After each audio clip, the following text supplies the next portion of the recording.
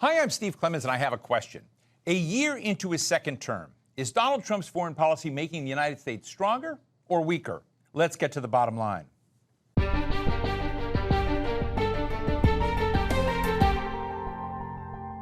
It's not just Venezuela, and it's not just Greenland, it's not even Iran. Everything the world assumed about U.S. foreign policy has just been tossed out the window in the first year of the second term of President Donald Trump. Allies have been insulted. Europeans have been told they're not European enough.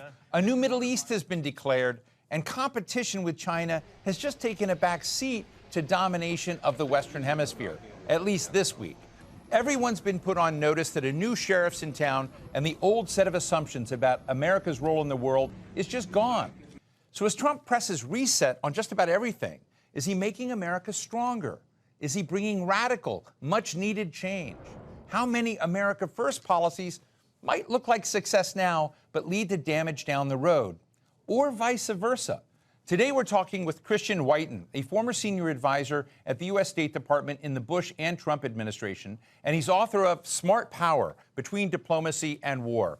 Christian, thank you so much for being with us. Look, I came across an article that you wrote in a journal called American Greatness, and it was really your review of the national security strategy issued by the Trump administration.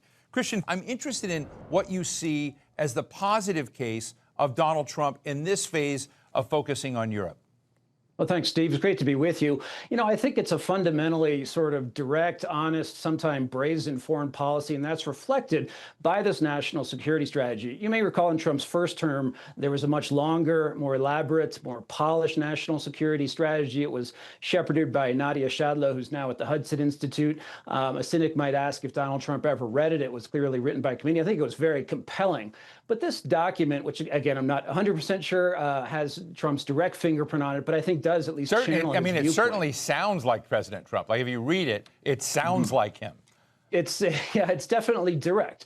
And it's direct on Europe. And I think, along with getting us out of sideshow wars in the Middle East, which was an objective of Trump in his first time, somewhat fulfilled, somewhat unfulfilled, that, just being blunt and direct and honest. And we were constantly told that NATO is the most successful alliance in history, with apologies to the big three who won World War II, or the Delian League in Athens or something like that. There are alternatives here. Just to be honest about who's helpful to us, who's helpful to the challenges of the future. And it's not Europe. If you look at Europe, Europe is in a politically precarious position. The heavyweights, Germany, France, the UK, all have deeply unpopular governments, are almost certain to flip to populists in their next elections if they're allowed to. And is that really what we need to confront the challenges of today, which might be the flow of illegal drugs into the United States or might be China? It's not. And I think, whether it's this strategy or Vice President Vance's speech in Munich or what's going on with Greenland, then, we're seeing some honesty, some brutal honesty in our foreign policy.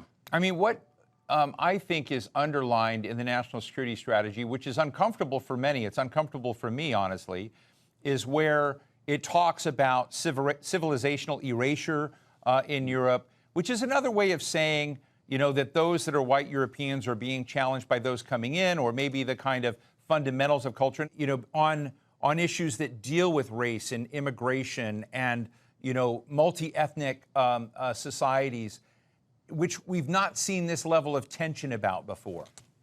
Right. Certainly topics that were off the table, not open to discussion, are on the table, at least in the United States. I think, and Vance may have mentioned this specifically in his Munich speech, if you look at Britain and the censorship there, where you have people not being locked up. I mean, this is the criticism, that they're not being tough on these Muslim immigrants who have no intention whatsoever of integrating into British society. And instead of cracking down on that, instead of getting a handle on migration, which has really brought the Labour government to a very low level of popularity, instead you're locking up people in Britain for tweets that others find offensive, things that in the United States would have just complete First Amendment free speech protection. If you look at France, opposition politicians have been essentially canceled for saying things that are considered not politically correct, not acceptable, or racially insensitive. And you have these societies that do not appear to have any confidence in themselves, which I would have described as the United States before Donald Trump was elected. People who are so focused on self-loathing, how they're supposedly really inherently racist, a patriarchy, a racist imperialist history. And I think what Trump did and wants to do is cast that aside, and he wants Europe to do that too. Because for allies to have strength, I mean, look at Japan, look at the Gulf monarchies, for example. These are cultures, look at Russia, these are cultures that have confidence in themselves. And I don't think you see that in Europe. And the question is, are these people really our allies in a cultural sense? Is it smart to have adopted America First strategy now rather than lament the old order? Basically wreck the old order and come out. And I have to tell folks, I'm not advocating that. I'm just sort of looking hypothetically in an open mind. I don't believe the old system was working either. So, I mean, where do you see it, Christian? Well, there's the old analogy of Hernan Cortez, who burned his ships. He was a conquistador in order to motivate his men. There's no going home. There's no going back. Could we have kept up our membership, not just in the United Nations, but all of its subsidiaries? Could we have remained a member of the International Framework on Climate Change and the COP and the annual sort of hootenanny about climate change, where we all talk and pledge to unrealistic goals about reducing carbon emissions?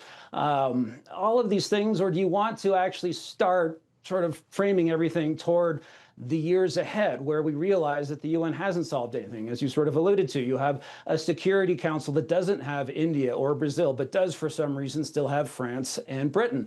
And when has the UN really solved anything as far as the United States is concerned? I think you really have to go back to the Korean War, when the Soviets didn't occupy their seat, when it was really decisive. And so in moving away from these things, and he hasn't actually pulled out, somewhat surprisingly to me, you could pull out of NATO without pulling out of NATO. You can just start decreasing troop dispatches, stop signing those orders, or have your Secretary of Defense stop doing that and slow walk NATO into a lower status. Trump hasn't done that yet. That might be coming. We'll see if this Greenland crisis does it. But at any rate, dispensing with the pretense. Also, there is this view in the Obama administration, it came from Hillary Clinton, just that the sheer number of meetings and diplomats was in itself a good thing, and any decrease to that, to the 70,000 employees at the State Department, its massive budget, was bad. Less diplomacy is bad. It's less international, rules-based international order, which I don't think ever actually existed. So I think Trump, especially in his second term, cut free from a lot of the establishmentarians, is willing to turn his back on that. The one thing I'd add, though, is that he isn't just upsetting the globalists and the sort of establishment uniparty in Washington, Republican and Democrat, all the generals, all the people who got fancy degrees from Harvard, but also the Tucker Carlsons of the world, because what he's doing in Venezuela and what he's doing in regard to Iran also is defying what people were thinking or hoping, that he might be an isolationist or non-interventionist. So I'd say he's taking an interesting path. I'm going to raise Venezuela. I don't think many people thought that you could get away with essentially, I don't know how to call it, regime change without regime change. You could walk in, do grab and go with the president, leave everything in place, take over the oil fields, and sort of do it in a kind of it's a combination of a might makes right neo-mercantilist frame, and that's so antithetical to the role the United States purported to be about before, which was a system of international law and a rules-based order. Which do you think is going to yield better fruit for the United States and the world down the road? Yeah, I think on both counts, for both subjects, they're better off under the Trump system. I argued, first of all, I'd say with Venezuela, it's sort of Noriega plus oil. There is some precedent for doing a snatch and grab. I don't think that you have a huge downside to dispensing with what I think is a fiction of the rules-based international order. In the first Trump term, I saw that on stuff going to the White House. I'd try and remove it, usually unsuccessfully. I'd say there is no such thing. There is the U.S. military, U.S.-led alliances. There's our economic power, allied stuff. So believing that in fact, since 1945, we've constructed this thing, the hope of Nuremberg, the hope of the UN, that will move away from the previous 2,500 years of recorded history and achieve something different. We're back to, I think, the realization that human nature hasn't been repealed in the way that nations deal with each other. It's not pure might makes right, but I think it's a little more honest and certainly in the interest of the U.S. And this is going to sound arrogant, but especially within our own hemisphere, I think what's good for us often is going to be good for others, not for the drug cartels, not for the government of Venezuela. But we have an opportunity. I don't know if the Mexicans will see it this way, but I know the administration is leaning on them to let us deal with the cartels for them. Mexico would benefit from not having a parallel government that's unelected, that's run by thugs in the form of cartels. It's an opportunity for them to dispense with these people. It's an opportunity for Colombia's government to say, okay, enough with the cocaine producers. We're going to actually have government. And for Venezuelan people, I think it's pretty clear from their sort of hopeful reaction to the ouster of Maduro what they would want to happen. Do you see the challenge of China today as a defining challenge for the United States? I do, yes. I think it's really the only country that could end the United States of America. For the longest time, it was sort of presumed that their economy would overtake us. It's just a matter of time, but their model seems to have been maxed out so far. And but just, we don't actually know if they're good at fighting, and I hope we never have to find out. But as far as having the technology, the money, and the manpower to really change the way America is. Certainly Russia is a threat. Russia with its nuclear arsenal, a very major and serious competitor, adversary. But China really does seem to be the king daddy. And that is, perhaps this is why you brought it up, it does seem to be downplayed a bit in this first year of Trump. Which is why Greenland is so confusing to me, because I don't know if that is the defining challenge and you're going to order that at the top level of your priorities. Wouldn't you want to order the Western Hemisphere? Wouldn't you want to order your transatlantic relationship? Would you order NATO and what you're doing on AI around that challenge? Yeah, there's a lot going on. With Greenland, I think there's a little bit more than meets the eye. I mean, it is a bit about Russia and China. I think it might be about rare earths.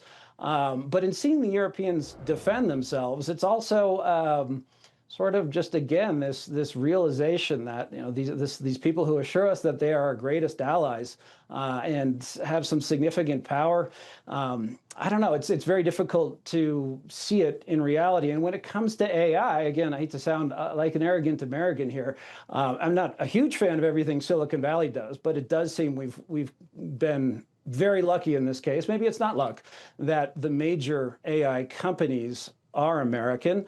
And even the chip companies. Of course, there's much made of TSMC and most of their high-tech stuff coming from Taiwan, but NVIDIA, who designs the material, is American. TSMC is going to be induced to move a lot of production onshore to Arizona as far as this trade deal with Taiwan goes. So I don't know. As I look at sort of the AI race, I'm not sure. I think Europe probably could contribute, but I don't see it happening. So which president do you think we really have? Is it one who's going to be more of a military interventionist? We're sitting on the verge maybe of something in Iran. What do you think?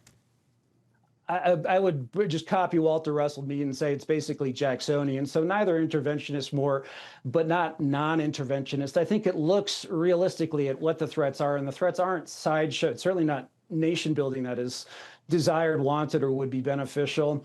We can go into the Middle East when ISIS rears its head. Of course, you want to smack it down. Those were some of the most disgusting and evil people in the world. Everyone seemed to agree with that. But like Jackson, who invaded Spanish Florida and who went to the brink of war with France, it's someone who is hesitant to recognize, or at least not eager to recognize, someone or something as an adversary, but who will move energetically when one is identified. So it's an economy of force until you sort of decide you have to do something, and then it's the overwhelming force. Jackson wasn't the only one. I think you could call some of what Theodore Roosevelt described in Speak Softly and Carry a Big Stick. Of course, Trump doesn't speak softly. Just quickly on the Nobel thing, that does bewilder me a little bit. Why Donald Trump cares about that, why he cares about a group of Norwegians who decide who is worthy of this award that President Obama received before he really actually did much of anything. This goes to a streak in Donald Trump. Why did he let Bob Woodward run around the White House in the first term? Why did he give pretty significant access to Maggie Haberman in the first term from the New York Times, who put out consistently bad stuff about him, whether right or wrong? Trump does have this longing, and you, of course, see this in other iconoclasts and outsiders, that they wouldn't actually mind a nod of approval from the insiders, from the establishment, even if they don't want to join them. It seems silly to me. It seems like you're trying to join a country club that doesn't want you for who you are, and you should tell them just to take a hike. One of the things we see in the Quinnipiac polls, we see it in Gallup polls right now, is a kind of growing antipathy, to Donald Trump's leadership on a number of fronts. Part foreign policy, national security. There is not overwhelming security, support. If you look at whether it's demonstrating greater U.S. leadership in the world under Trump, those that think it's stronger is 42%. Those that think it's weaker is 46%. Those in the middle, about 10%. What do Americans think of U.S. moral authority in the world under Trump? Stronger, 34%. Weaker, 50%. So I guess my question to you is, do you think there are blind spots out there for the president, much like there was for President Bush, by not reading these numbers closely? No, I think the hope and then the counter argument would be that this is sort of like 1983 economically and in foreign policy. And Ronald Reagan was considered by many people, and Margaret Thatcher as well, for being a big meanie, for being blunt, for being extremely critical, for turning the page, if you will, on détente. Say, no, we're not going to aim for peaceful coexistence. We're going to aim actually for success in that reference. It was against the Soviet bloc, and it takes time for these things to bear any fruit. 1983 also was the year the economy turned around, although that wouldn't be apparent until the following year, which luckily was the year Ronald Reagan faced re-election. The economy recovered, inflation was down, and he won 49 out of 50 states. Trump doesn't face re-election, but for those of us who believe that his combination of supply-side stimulus through tax cuts, tariffs, some blue-collar, middle-class tax cuts will actually bear fruit, has already started to, but will become apparent to the electorate in time for the next presidential election. But also that the steps he took, again, with Ronald Reagan, it was the authorization of the MX missile, the B-1 bomber, Ticonderoga, and eventually Burt-class destroyers, and the Strategic Defense Initiative, derided as Star Wars. Trump actually doing something very similar to that with the Golden Dome missile defense system. These things are bound to upset our adversaries, upset people who are already a little skeptical of America, in Europe in particular. And the question is, does it really matter that when the electorate decides to go to the polls, will they still vote on economic performance, which we're thinking is going to be good? And, foreign policy doesn't really help you. It didn't help George H.W. Bush in 1992. It was only, a year off of an astounding victory in the Gulf War. It can hurt you, but as long as there's nothing going terribly long, like Iraq, then you'll be okay. Steve Witkoff, the president's negotiator on many things, issued a tweet that says phase two. It says phase two. The president, on behalf of the president, we're announcing the launch of phase two of the president's 20-point plan to end the Gaza conflict, et cetera, ceasefire, demilitarization, technocratic governance, and reconstruction. Goes through. It's a long tweet. I'm kind of used to a line of overpromising on Gaza, walking away, letting it sleep, but he's continuing to raise this as a defining challenge in ways that I know Israeli Prime Minister Netanyahu doesn't even like, right? So I'm just interested in how President Trump has changed and whether or not one of the barometers of success of Donald Trump's foreign policy is in a very interesting and surprising way going to be this conflict or not. Yeah, part of what I think Trump is doing here is disregarding the entire foreign policy establishment, intelligence bureaucracy, the received wisdom. A friend who left the administration joked, critically, not critically, that it's being run by about 6 people, policy being held very, very close to the top. And there's some good in that, and there's some bad in that. Insularity provides some protection, but it also leads you to do some dumb things that you might have been steered away from. So on Israel, the received wisdom forever was you have to solve Israel-Palestine, and then some of the other problems in the Middle East start to go away. The reverse of that is actually that Iran is the chief aggressor, threat, political subversion tool in the region, and that solving that or backfooting the Iranian regime leads to better success elsewhere. And the evidence for that would be the Abraham Accords, basically. At least that's the way Trump sees things. Nonetheless, I'm actually a little bit bewildered by the expectation that what they have planned for Gaza will work. I just don't understand who's going to provide security. They have this hope that someone will step up. There's no way American troops are going into Gaza. I think the Israelis and Trump and Witkoff have hoped someone else would step up, but the Gulfies are not willing to, understandably, because, and nor is Egypt. I mean, so the question is not, okay, you're going to provide peace. Well, who's going to create peace? And then are you just securing peace? The question is, okay, well, what happens when Palestinians point a gun at you? If you are an Arab peacekeeping force, are you going to shoot back? What happens if they just throw rocks? What happens if they just block roads? What happens if they're just engaged in political subversion of the kind that we inexplicably allowed to go on in Iraq right under our nose? There was some hope of maybe the Indonesians coming in. They would be a Muslim majority country that's not Arab. They do have some experience in Africa with going into difficult situations. But until you sort of answer the question of who disarms Hamas and what replaces it, both in the military and political sense, I just don't understand how you get away from Israel's just going to end up going back into this, and it's not going to be stable, secure, anything. You know, I just want to, come back to Greenland for a minute, which I used to sort of think was sort of a humorous side joke. No longer. Like, it's a, serious deal. President is continuing to reaffirm his desire to make sure that Greenland is under the full control of the United States. I'm interested in how you see that, whether you think Donald Trump is essentially negotiating in the world, and that you fall back to something less damaging to NATO, to the transatlantic relationship, or whether Greenland is the spear through which the United States will destroy NATO. Mm-hmm. I think it's the other thing you mentioned, which is a maximalist position that Trump has taken, but probably won't pursue. And again, here I think Trump is ahead of the rest of his cabinet and the people who sort of have to assemble the policies, which ultimately means enticing Greenlanders to make the decision to join the United States.